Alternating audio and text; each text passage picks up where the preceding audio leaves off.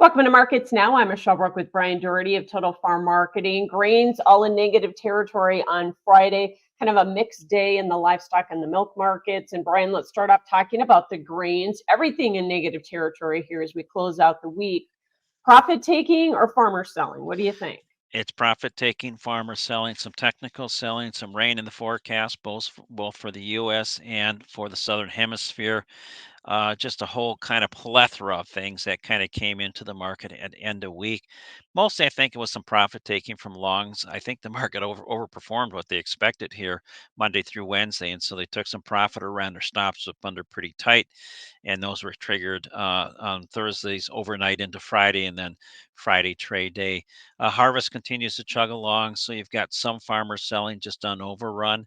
But I think earlier in the week, there was quite a bit of farmers selling as prices moved up against resistance points. And farmers, in particular, those who needed to fill some contracts and or delayed pricing contracts make a decision. I think they're a little bit more aggressive making a decision. They understand that there's a good crop, that we're not really in a position to rally with any significance as long as the weather in the southern hemisphere looks good. Yeah, and they are getting rain there, and there's more in the forecast for South America, isn't there? Well, there is, and it's for Argentina and Brazil and in key growing areas. So there's not really a weather story. And typically there isn't in late October or November. The real weather that has a consequence probably is more into the growing season. So this is my opinion, but about December 15th is where rubber hits the road. It was a little bit different though this year because it was so dry in Brazil that it delayed planting, and some of the early planted corn didn't fare so well. So now that that dryness has been relieved over the last few weeks and looks like into the next several weeks, there isn't much of a weather story to talk about there. But as time progresses, well, all bets are off. We'll just have to see what the growing season, and that's your critical weather, what that really looks like. And it's just too early to tell. That's still, like I said, probably another 6 weeks off. Yeah. So, as you mentioned, we hit resistance on the charts in the corn market. We had already kind of done that on Thursday in the beans and put a little bit of a reversal in. So, maybe there was some technical selling today as a result of that. Well, there was some technical selling as a result of that. There's been some selling in the bean complex. On the soy meal side, the traders have been buying soybean oil, selling soybean meal. One, Sure. crude oil prices have been higher, but the second thing is that world vegetable oil hit their highest prices in 2 years. So there is some bigger picture underlying support, but the trade was very aggressively selling the meal. That tugs on soybeans as well. And when you kind of step back again and kind of look, there isn't just much of a bullish story right now with a good U.S. crop. So still looking at 53 bushels an acre until the USDA may tell us something otherwise in November. Corn, you're still looking at 184 bushel yield. The November report isn't out until the 8th, so there's really not a whole lot of new news that's going to come into the marketplace to really shake things up.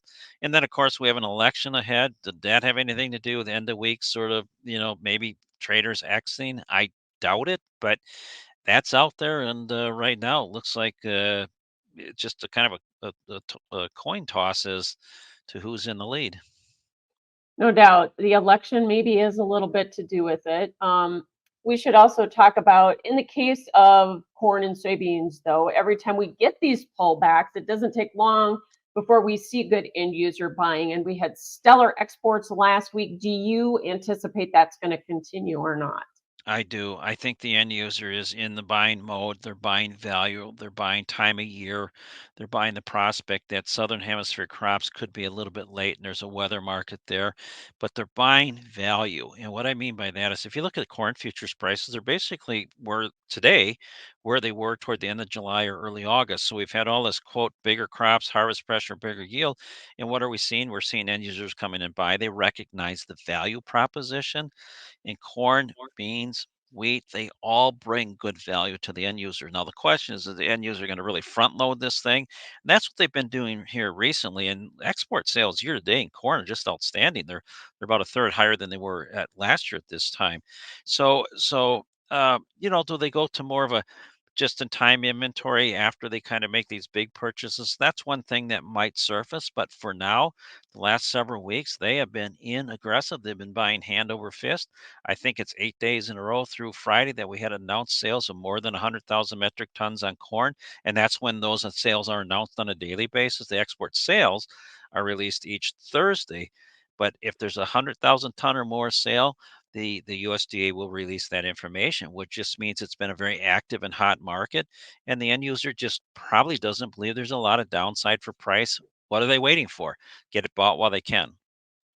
It's good to see regardless. So let's talk about the wheat market. That's where we saw the biggest losses. So do you think that that's just been technical selling because we can't get through these resistance areas, or was that maybe a little bit of play on weather because of some of those forecasts of rain in the plains? Yeah, it's hard to see a market go up when there's rain in the forecast, in particular in a region that's been dry. So any type of moisture is welcome now, and to help germinate, get the crop growing, get the root development moving, or just, get a stronger root system in the winter wheat right now is really, really important versus the opposite, which is what we've been seeing for weeks and weeks on end. No rain, wind, warm temperatures.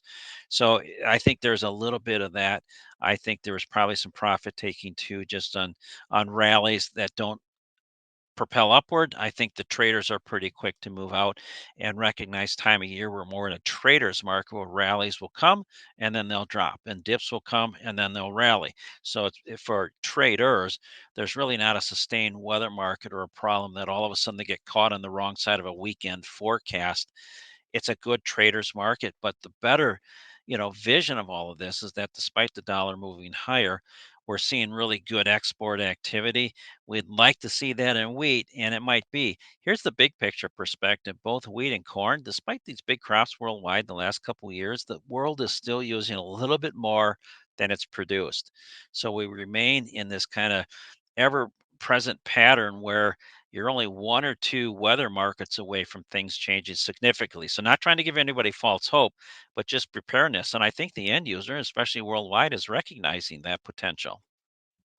One thing we should mention as well, we're getting to the point where a lot of these bin doors, harvest is almost over. The bin doors are starting to shut. We can't set it and forget it here, right? Well, you can't. And as a farmer, you got to be smart about this and really work the phones and try and get your basis levels. And we're seeing, when these prices have dropped back, I'm talking to farmers who are all of a sudden getting some good basis pops. So make sure you have those communication channels open to get that 10 or 15 cent increase if you can get it. Make sure you're looking at the carry in the market. We still have, when I say we, the United States still has ample expected projected carry out at about 2 billion in corn, let's say 500 million in soybeans. Those are not bullish numbers. In this day and age, not necessarily bearish numbers, especially from current price levels, but that doesn't mean you need to fall asleep at the switch and just get kind of lazy and happy, expecting something down the road. Keep working all avenues. Nothing's easy this year. Keep looking for those rallies. Maintain a sharp pencil. Talk to your advisor. Make sure you're staying in front of the market and looking at strategy to capitalize, maybe more so than trying to outguess what the weather will be in South America. Good advice. Okay, the cattle market, left cattle futures made new highs for the move yesterday. We had higher cash trade by a couple bucks, but then we kind of consolidated here today. Did we just run up into chart resistance? And is this maybe a little short-term blip? Let's take a step back. I think the market is still supply sided friendly. The question is, when we move up into this area, can we develop new demand or sustain higher prices? And history has told us no. When we get to these levels, demand begins to fall off, and consequently prices come under some pressure, and they can do it kind of quickly. So from a big picture perspective, these are levels where producers should not take for granted. I would encourage put purchasing or forward contracting, call buying, but be ready to shift the risk. I want to remind myself and the audience that the last time we were up in this level, it was just a matter of a couple of weeks, and the market dropped about $15 a hundredweight, just really fast. So things can change in a hurry. The biggest problem I have with being friendly from a demand perspective in the cattle complex is, where are you going to develop new demand markets at such high prices in an economic environment that just doesn't seem to be able to support, not only here in the US, but worldwide, this high level for beef prices? And Brian, we did get the cattle on feed report out on Friday, and that looked to be pretty close to expectations, with the exception of placements at 98%. That was a little bit above what the trade was expecting, right? Right, 98%, so down 2% from a year ago, Michelle, but 2% above expectations. The marketing's at 102, so we're moving the cattle right along, 2% above a year ago. So as we look at that, well, then how does that kind of fit into what the cold storage report said? That cold storage on the total beef supplies up 6% from a month ago, but down 2% from a year ago. So a little more in the locker this month than last month. Total red meat supplies up about 3%. And down about a percent from a year ago. So there aren't any numbers there that just jump crazy out, but it certainly tells us that the current price level that beef may be fairly priced in the upper 180s in the live market. All right. Thanks for that analysis, Brian Doherty with Total Farm Marketing. And that's Markets Now.